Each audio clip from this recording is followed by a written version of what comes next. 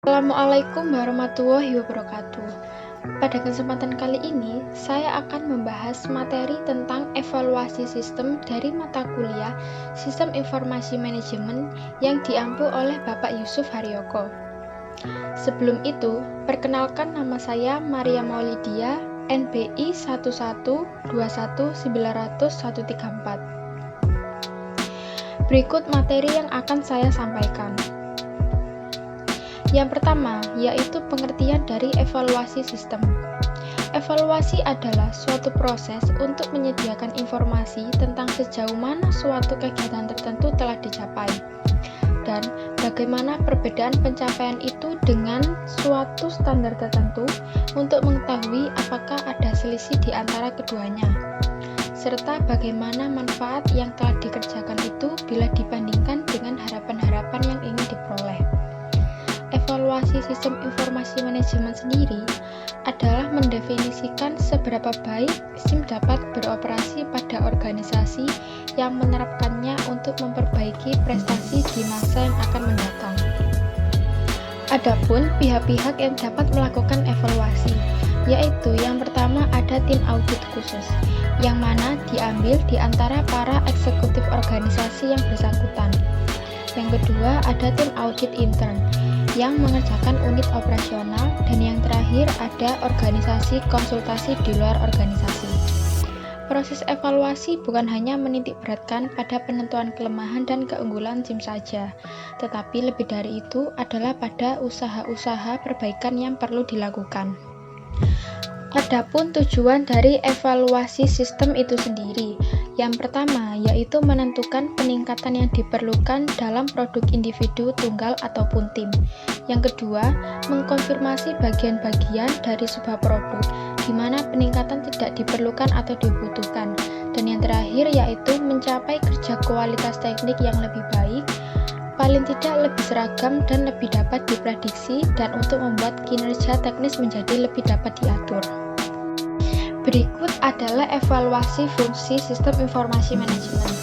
Yang pertama, yaitu ada evaluasi sistem perangkat keras atau perangkat lunak yang masih berlaku.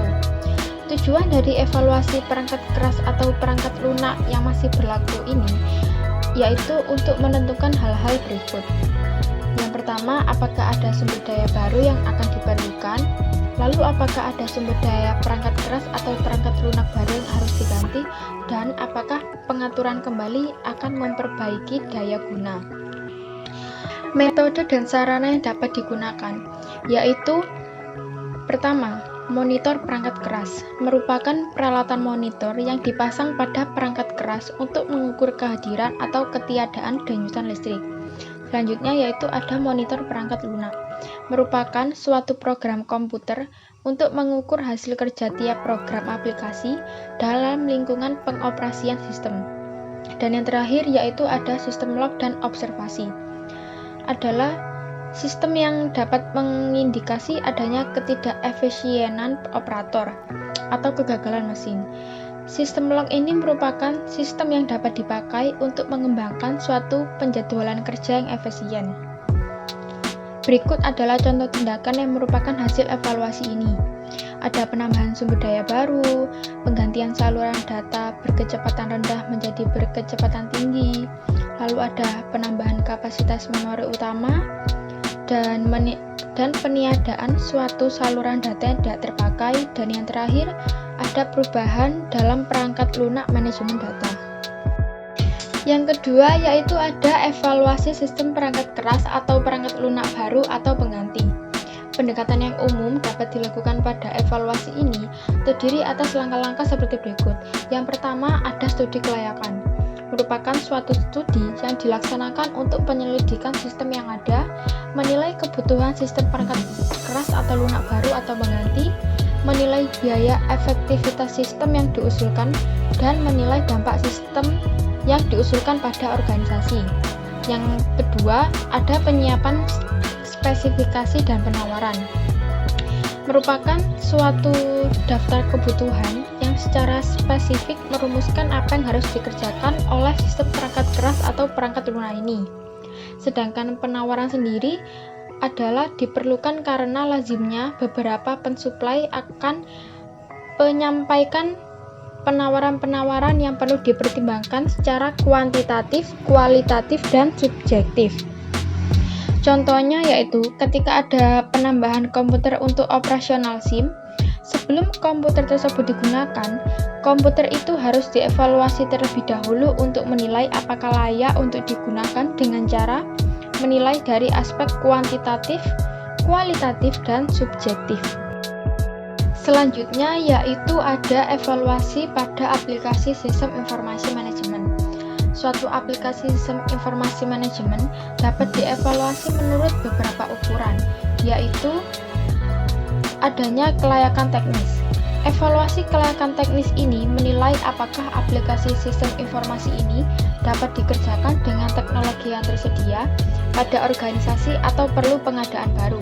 Dan jika perlu pengadaan baru, apakah dapat diperoleh dengan mudah dan cepat. Contohnya yaitu evaluasi ketika sistem informasi ini berjalan, apakah sistem itu butuh perangkat keras atau perangkat lunak terbaru. Misalnya, untuk memakai SIM tersebut membutuhkan akses internet yang berkecepatan 1 Mbps, sedangkan perusahaan tersebut hanya memakai akses internet yang berkecepatan 128 Kbps. Maka dari itu, perlu adanya penambahan kecepatan akses internet. Yang kedua ada kelayakan operasional. Evaluasi kelayakan operasional ini menilai apakah aplikasi sistem informasi ini dapat dikerjakan dan berhasil dan apakah sistem sedang atau telah dipakai. Contohnya yaitu ketika evaluasi pada kinerja sistem informasi tersebut. Misalnya pada saat pemakaiannya, banyak pemakai yang mengeluh karena SIM ini sulit dipahami oleh pengguna baru, sehingga interface atau tampilan SIM tersebut harus diganti agar lebih mempermudah pengguna dalam pemakaiannya. Selanjutnya yaitu ada kelayakan ekonomis. Evaluasi kelayakan ekonomis ini menilai apakah manfaat aplikasi sistem informasi ini melebihi biaya-biaya yang harus dikeluarkan dan apakah sistem mampu memberikan penambahan manfaatnya. Contohnya pada saat pemakaiannya, bagian top manajemen merasa dengan adanya sistem informasi tersebut, tugasnya ini menjadi lebih dipermudah dan dapat mengetahui keadaan perusahaannya dengan mudah dengan laporannya sudah disediakan dan merasa bahwa biaya yang harus dikeluarkan untuk sistem informasi ini sesuai dengan manfaat yang telah diberikan. Selanjutnya yaitu ada kelayakan hukum. Evaluasi kelayakan hukum ini menilai apakah aplikasi sistem informasi ini layak dioperasikan tanpa bertentangan dengan batasan hukum yang berlaku. Hal ini penting karena ada kalanya suatu sistem informasi memerlukan beberapa komponen yang untuk pengadaannya sendiri itu memerlukan pertimbangan hukum terlebih dahulu atau bahkan bertentangan dengan hukum, sehingga teknologi tersebut tidak dapat diterapkan atau perlu diganti. Contohnya yaitu evaluasi pada lisensi aplikasi yang mendukung sistem informasi yang sedang dijalankan. Salah satunya server database yang berbayar, contohnya Microsoft SQL Server. Selain itu juga contoh lainnya yaitu lisensi pada sistem operasi yang dipakai, contohnya pada Windows 7.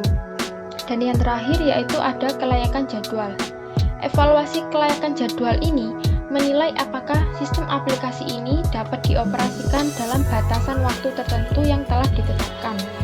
Dan dalam hal ini, peran project manager sangat penting, yaitu untuk membuat timeline kerja dan deadline dari suatu project. Nah, dan yang terakhir yaitu adalah model dari evaluasi sistem informasi manajemen, yaitu ada teknologi acceptance model atau TAM. TAM adalah teori sistem informasi yang membuat model tentang bagaimana pengguna mau menerima dan menggunakan teknologi tersebut. Metode ini pertama kali diperkenalkan oleh Davis pada tahun 1986. Teori ini dikembangkan dari Theory of Reasoned Action atau TRA oleh Edson dan Fishburne tahun 1980. Model ini sendiri mengusulkan bahwa ketika pengguna ditawarkan untuk menggunakan suatu sistem yang baru, sejumlah faktor mempengaruhi keputusan mereka tentang bagaimana dan kapan akan menggunakan sistem tersebut, khususnya dalam hal usefulness, yaitu pengguna yakin bahwa dengan menggunakan sistem ini akan meningkatkan kinerjanya, dan ease of use, di mana pengguna yakin bahwa menggunakan sistem ini akan membebaskannya dari kesulitan dan dalam artian bahwa sistem ini mudah dalam penggunaannya. Adapun kelebihan dan kelemahan dari TAM itu sendiri. Kelebihan TAM yaitu TAM sendiri merupakan model perilaku yang bermanfaat untuk menjawab pertanyaan mengapa banyak sistem teknologi gagal diterapkan karena pemakainya tidak mempunyai minat untuk menggunakannya. TAM sendiri dibangun dengan dasar teori yang sangat kuat. TAM sendiri telah diuji dengan banyak penelitian dan hasilnya pun sebagian besar mendukung dan menyimpulkan bahwa TAM ini merupakan model yang sangat baik. Dan yang paling penting adalah model ini itu merupakan model yang parsimoni, yaitu model yang sederhana dan sangat valid. Dan TAM sendiri juga mempunyai kekurangan. Kekurangannya yaitu TAM ini hanya memberikan informasi atau hasil yang sangat umum saja tentang minat dan perilaku pemakai sistem dalam menerima sistem teknologi informasi. TAM sendiri hanya menjelaskan tentang kepercayaan, mengapa pemakai mempunyai minat perilaku menggunakan sistem, yaitu percaya yang digunakan berguna dan mudah digunakan. Akan tetapi, TAM sendiri belum memberikan informasi yang menjelaskan tentang bagaimana pemakai sistem mempunyai kepercayaan tersebut. Nah, sekian pembahasan materi tentang evaluasi sistem pada video kali ini. Apabila ada salah kata dalam penyampaian materi, saya mengucapkan mohon maaf. Wabillahi taufik wal hidayah. Wassalamualaikum warahmatullahi wabarakatuh.